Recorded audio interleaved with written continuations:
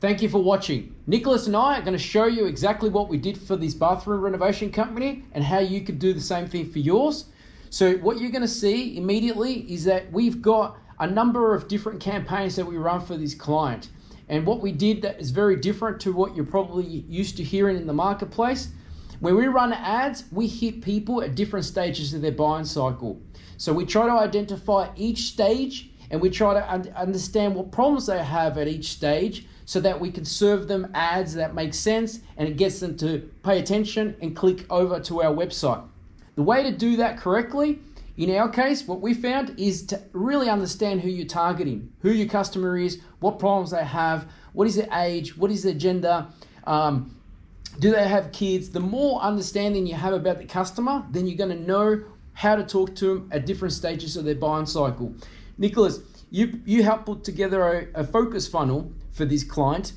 Talk us through what the discovery was when identifying who the ideal customer was and those different pieces that you served to them at different stages of their buying cycle. Yeah, so we sat down with the client, being the bathroom renovation owners, and we tried to identify who exactly their ideal customer was. Who are the people that are actually buying their renovation services for bathrooms?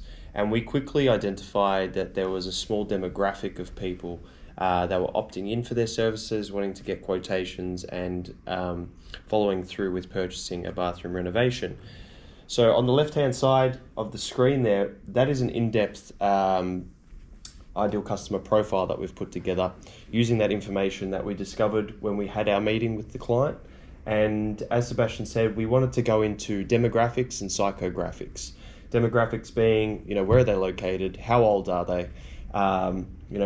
Who's actually buying? Is it the mum? Is it the dad? Is it the son or daughter? How long have they been in a relationship for? What type of relationships are they in? And that's all demographic. And then we get into psychographic. Psychographic is problems. What are their fears and what are their desires?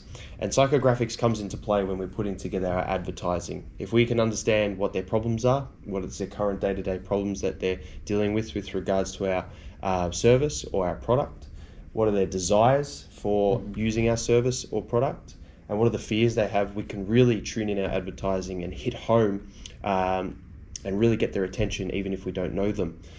So what you did here, as I can see, you've targeted mums and dads in southeastern suburbs, aged between 35 to 65, male and female, married, long-term relationship, mid to high income bracket, and possibly homeowner, maybe own multiple homes. Mm-hmm. And what you said is basically that their problem is they might have outdated design. The area is a bit cramped, probably getting smaller. As the family is growing, the functionality, the layout is not a practical way. Yep. There's limited size according to the family growth, and just aging fixtures. There's problems with things breaking down. So maybe they got leaky taps and things that are costing them money. So the more you were able to identify what these triggers were, mm-hmm. you were then able to say, here's how I'm going to get your attention. Pretty much. Reverse engineer the process and put those triggers into our advertising to grab their attention. And the attention, or what we like to call the awareness, is the first stage in the funnel. So we're going out to people that we don't know, this cold traffic. They don't know us either. We have to get them to identify that they're interested in a bathroom renovation. Whether they're ready to buy it at that point or at a later date, we just simply want them to put their hand up. So we use those triggers to get them to identify themselves, put them into that funnel, and obviously get them to come out the other end as a paying customer.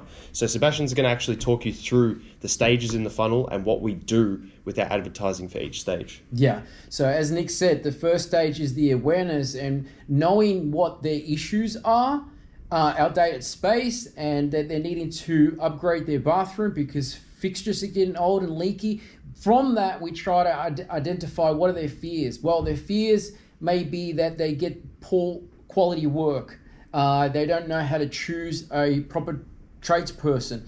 The other is maybe they've got budget issues or constraints, or maybe they're just worried about the projects getting delayed. And from this, we were able to start painting a picture to these people what the ideal scenario would be. We know contractors going into liquidation is a major problem at the moment, and we knew we needed to communicate to our audience about these issues. So in the awareness stage, we were pulling all of the negatives, all of the fears into one article that we could use to talk to the audience, and if they read it and they engaged with them, it would tell us that they are ready to have a conversation about this topic. So what we did is we came into the marketplace with 2 ads, one being here's how to avoid issues with renovation projects. Here's how to overcome the challenges that comes with building the building game, talking about the building game as a broad, allowing us to get a wider net in the marketplace. And what that does is it gives us cheaper traffic, right? As you can see, we had 9,000 visitors to that article. We paid 20 cents. And from that, we were able to determine which of those 9,000 people were qualified to do further advertising in.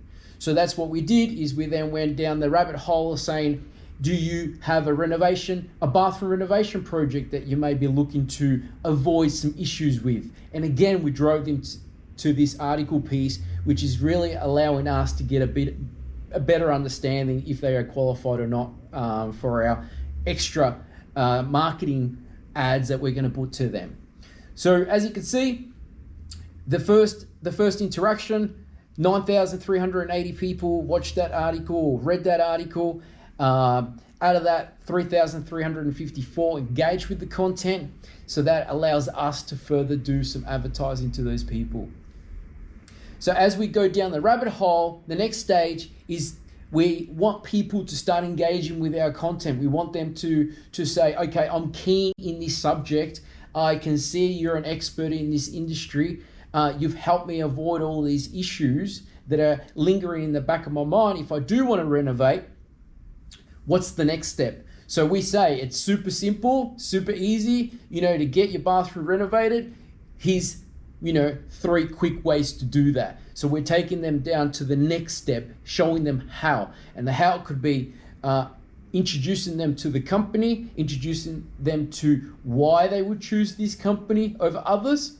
And the more we do that, we're taking them down from the awareness over to the research stage where they start considering a business, and that puts you into their radar, so to speak. So Nick, what are your thoughts on creating an ad that gets people to engage through the research stage? Yeah, so the research stage is very, very important. After they've identified that they're interested somewhat in our services or product, the research stage is actually helping us position the business as an authority. And when the business is then positioned to the customer as an authority, obviously it gives us a better chance of converting that customer at a later stage into purchasing our service or product. So with this ad that you see in front of you here, as Sebastian said, we wanted to show them how easy, so the how easy it is to get their bathroom renovated, because we first notified them of all the problems, the issues that were currently going on in the market, and how hard it could be to renovate their their home if they chose another contractor. And now we're talking about how easy it is if they come on board with us. So we're showing them the how, and this is educating the customer on, what our services entail, the journey of the process essentially. And Sebastian will probably bring that up in a second, the process of our services. So they're getting the bigger picture here, and they can see that there's no objections, there's no fears in their mind, and they've got all the information in front of them to start considering us as a viable vendor at purchase stage. Correct. Excellent. Well said, Nick. So that's exactly what we're trying to do, is we're using these ads to get people to put up their hand and say, yeah, I want to learn more about how you can help me solve this problem. And that's taken them to the next step in the funnel, is the consideration stage. And at this stage, what we're trying to do is we're trying to get them to now consider working with us as opposed to others. Mm-hmm. And the best way to do that is to start building social proof. Yes. It's to start showing them what you look like.